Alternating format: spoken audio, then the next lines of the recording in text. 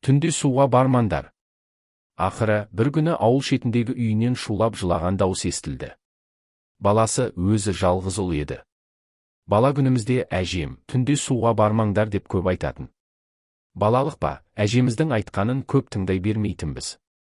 Әсіресе ауыл сыртында ағып жатқан өзенге кешке қарай ұрланып барып, бір сүңгіп шықпасақ құмарымыз қанбайтын.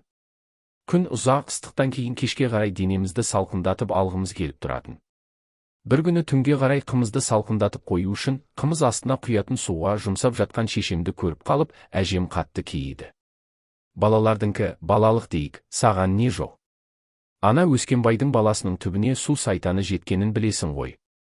Қымыз салқындамақ тұрмақ, іріп кетсін мейлі, балаларды суға жұмсама, деді қатқыл дауыспен.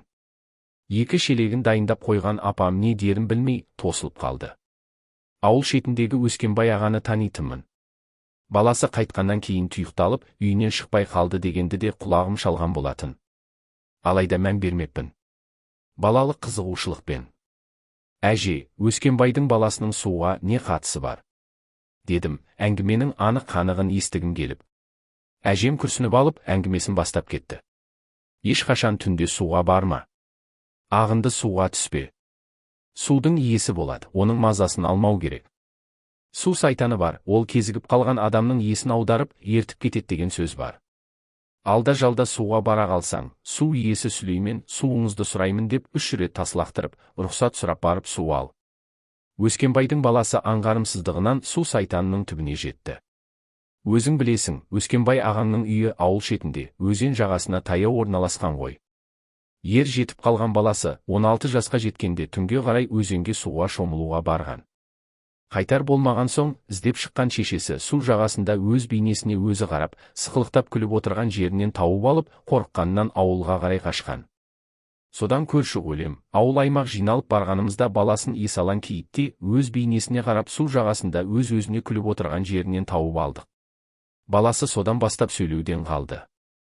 Қит етсе үйінен жоғалып кетіп, су жағасынан тауып алып жүрдік. Атанасы көрсетпеген жері қалмады, бірақ еш ем қонбады. Қазақы емге де апарып көрді. Көрші ауылдағы молда атай ғана, емдеуді тоқтатыңдар. Балаларыңа су перісінің көзі түскен екен, алмай қоймайды депті. Көз алдарында тірідей баласынан айырылған атанасында да ес қалмады. Одан кейін де еміз деп талай жерді шарлады. Бірақ балаларына ем қонбады. Ақыры, бір күні ауыл шетіндегі үйінен шулап жылаған дауыс естілді. Баласы өзі жалғыз ұл еді. Бетінен қақпай, айтқанын істей беретін. Суға да сол тыңдамай барып жүрді ау. Әйтпесе, әке-шешесі түнде суға баруға болмайтынын білмеді дейсің бе? Ол ұлдан бөлік 3 әпкесі болатын. Әке-шешесі мен 3 әпкесі балаларын жоқтап, шырқырап жылағанда бүкіл ауыл қосылып жылады. Сөйтсе, тағы үйінен шығып, жоқ болып кеткен соң, үйіндегілер өзенге іздеп барыпты. Сөйтсе, денесін қалқып жүрген жерінен өзеннен тауып алыпты. Сірә суға түсіп кеткеніне де біраз уақыт болса керек. Тауып алған кезде де бетіндегі күлімсіреген бейнесі жоғалмапты. Сірә сол су перісі ертіп кетті деген әңгіме рас болса керек. Негізі, сау кезінде суда өте жақсы жүзетін бала болатын. Байқамай түсіп кетуі мүмкін емес. Солай, жалғыз ұлдарының түбіне су перісі жетті. Кейін шешесінде сол ұлдың күйігі алып кетті деді, әжем терең күрсініп. Денем түршіп кетті.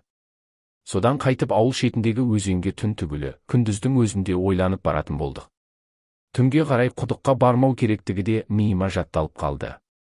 Өзім де содан бері су иесі, су перісі деген ұғымдарға күдікпен қарамайтын болдым. Видео қызықты болса, лайк басып тіркелуді ұмытпа. Достарыңа жібер және өзіңнің қызықты оқиғаларыңмен бөліс.